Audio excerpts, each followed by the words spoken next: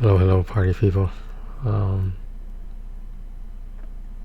no, I'm beginning from nowhere in particular, but I just platinumed Life is Strange True Colors, the PS5 stack, and of course, I followed the lesbian storyline or bisexual. I'm not sure.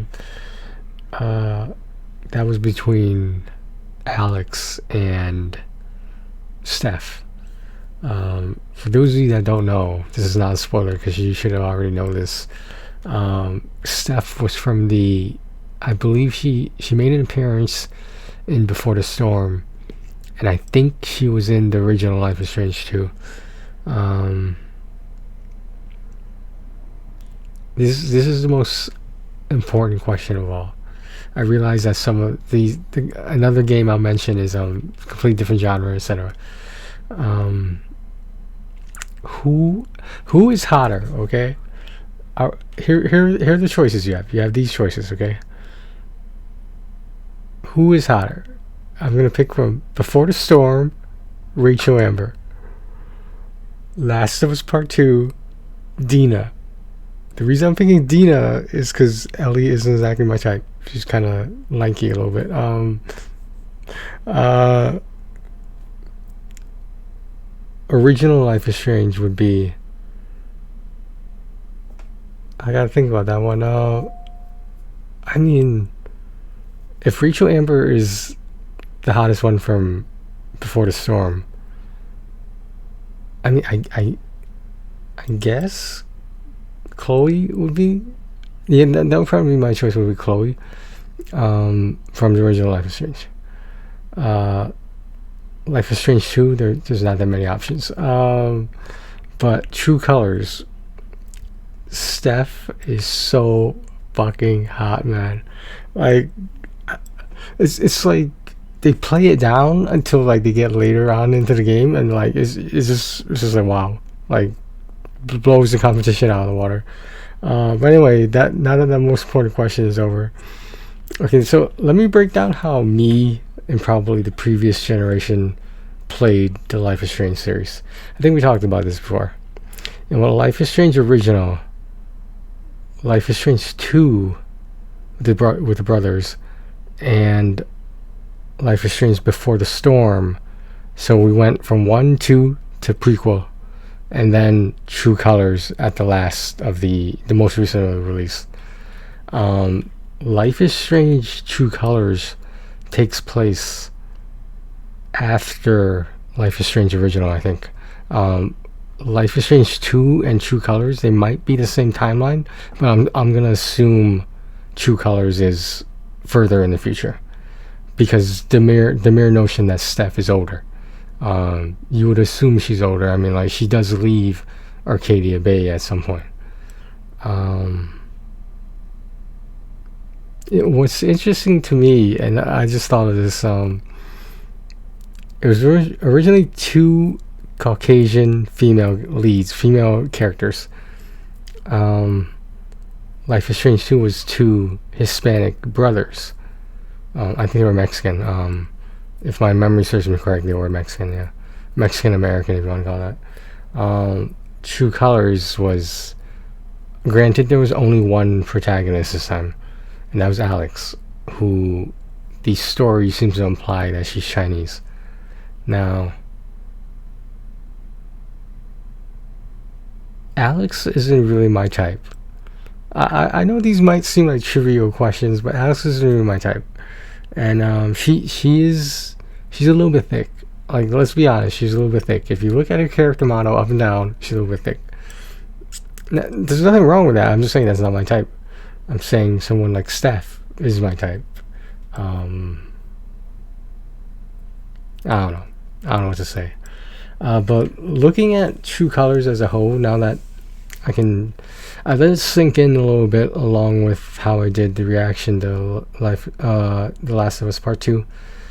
I let it sit there for a bit. I just absorbed everything that that the game took place with, and it was better than I thought. It starts off a little bit slow, and you're kind of wondering where it's going, but it it ends on a very memorable note. There's got to be multiple endings, but the ending I picked seemed, for me, it was the most favorable one for me. Like, and that's obvious because, you know, like the way you end the other Life is Strange games is the way you envision it to be, the feature, the ending. Before I forget this, I will let you guys know that supposedly there's some leaks out there saying that Life is Strange Original is gonna have a sequel. Obviously, they can't call it Life is Strange 2 because that name is already taken. But Life is Strange Original 2, whatever, part 2, whatever. And the reason I know this is because of YouTube showing leaks when I'm, you know, Googling Life is Strange stuff. There's a video of Chloe and Max getting off a school bus as if the both of them were still in school. Now, that's obviously not how the series went. So we can only assume Life is Strange Original Part 2 will have some sort of alternate universe, alternate timeline kind of thing, which will make sense because most likely Max still has her time travel powers.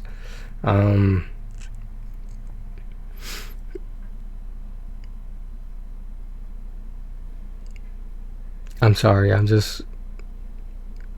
I'm trying to process. There's some very obvious things the game prepares you for, True Colors, but there's also some things that I don't want to say can't be predicted, but like you're kind of wondering what's going to happen with blah blah blah, and it does not go the way you think. There were some parts I did not see coming at all. Like my mind was, I don't want to say my mind was blown, but my mind was rattled that certain things went in certain directions, and I wasn't expecting that. So for I did the PS5 stack with the relationship between Alex and Steph. PS4 stack, I'm probably gonna do Alex and Ryan just to see something different. And I think so you have an option of leaving or staying the location you're in, and with Alex and Steph I chose to stay. I think with Ryan and Alex I'm gonna pick to leave, travel, etc. Where I'm not sure what the plan's gonna be because like they illustrated what Steph and Alex would do if they hit the road, but like I didn't pick that option, so I don't know how that ending goes. And like if I really want to see it, I'll Google it, I'll YouTube it rather. It was definitely worth the playthrough, and it wasn't my favorite, it wasn't the best, but here's my ranking in my opinion of the worst to best. Here we go. If I have to pick it at the bottom, Life is Strange 2. True Colors, Life is Strange Original, Before the Storm. That's how I'm ranking it. And one thing that did bother me about True Colors was that there's no trophies for the extra episode. Like it's called Steph's Story, and the weird part is Ryan doesn't have a separate story. Like, so it almost implies that the main characters are supposed to be Alex and Steph. And why all of these games, even, dude, like people don't realize this because not that many people played it in my opinion. Life is Strange 2 had a homosexual / bisexual storyline that you could create as you're progressing through the game. Now, is it a coincidence that Before the Storm, Life is Strange Original, and True Colors both have a lesbian storyline? And True Colors is optional, but the point is this done intentionally, targeting a male audience? I don't know. Maybe they're targeting a female lesbian audience, or alternative lifestyles. I have no idea. But you know, maybe that's how Square Enix makes its money. I don't know. True Colors was, like I said, a lot better than I expected, and it definitely exceeded my expectations, but it didn't blow them out of the water. Do I regret playing the game? Hell no. It's just that I will admit the graphics in True Colors are like light years ahead of the previous games, which is understandable because, you know, this is the most recently made game, and it's gonna look the best because graphics are supposed to get better. As the video game ages progress, graphics is supposed to get better. Now,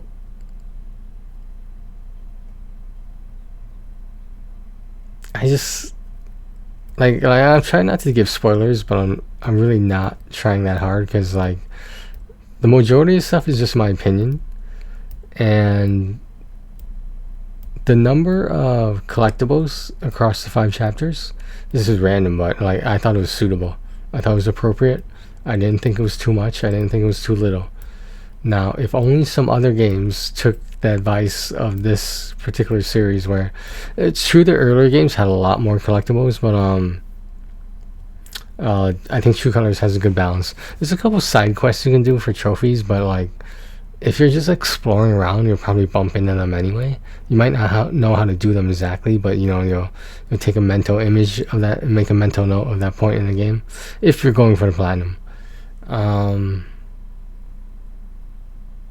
I'm glad there weren't any decision-based trophies, because I don't want to play the game a certain way just for the sake of getting the trophies, you know? I mean, I would do it if I had to, obviously, but like I'm glad I didn't have to with True Colors. Like it's like when you say a storyline is unmissable, you know, as in you don't have to restart the chapter, restart the game just to get that one trophy, or multiple ones. So that's my thoughts on Life is Strange True Colors. It was a long night, and I'm glad I got through it though. Probably gonna lay down a bit, see if I fall asleep. If there's anything you take from this video, for the last part, remember this: Steph is the settler and Alex is the reacher. I said it. I'm not afraid to say I said it, because Steph could do way better than Alex. That's what I'm saying. Steph can do way better than Alex. I feel like it was kind of forced. I feel like I didn't think, it wasn't believable to me that Steph would be into Alex. I can envision Alex being into Steph, but I mean, like if you believe in leagues, which some people still do, some people still don't, Steph is so out of Alex's league. Like she's like, okay, let me put it this way. Steph is an MVP. Alex is an all-star. Do you get what I'm saying? Do you get what I'm saying? If you follow basketball, you'll know what I'm talking about. Or any other sport for that matter. Alright guys, thanks for watching. I do recommend, so I got the Ultimate Edition of True Colors, which came with the PS4 versions only, because there's only PS4 versions, for Life is Strange Original Remastered and Before the Storm Remastered. I got, and True Colors came with the PS5, PS4 cross-buy. So that's potentially 4 platinums right there for like games that are worth revisiting.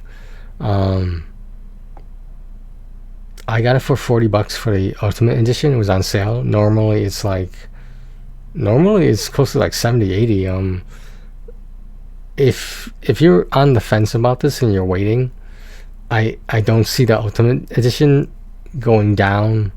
I don't see it happening anytime soon to like 20, 30, maybe 25, but like I don't see it going lower than that. There would have to be some amazing sale on this Ultimate Edition. Now, do I see True Colors by itself going that low? Yes, but the whole Ultimate Edition, like you're getting too much of a product that you can't just put a really low sale price to, in my opinion. You know, I'm not in the marketing world. I'm not in the developing world. But yeah, I think 40 is a good price point for this. I think this is the best we're gonna see at least for maybe another couple years, in my opinion. Um, so I'm not sure if it's still on sale right now, but uh, I'll add it to your wish list and see if it pops up on your PS5 or PS4. But who owns PS4 anymore? All right. Take care of yourselves and others. I'll talk to you guys later.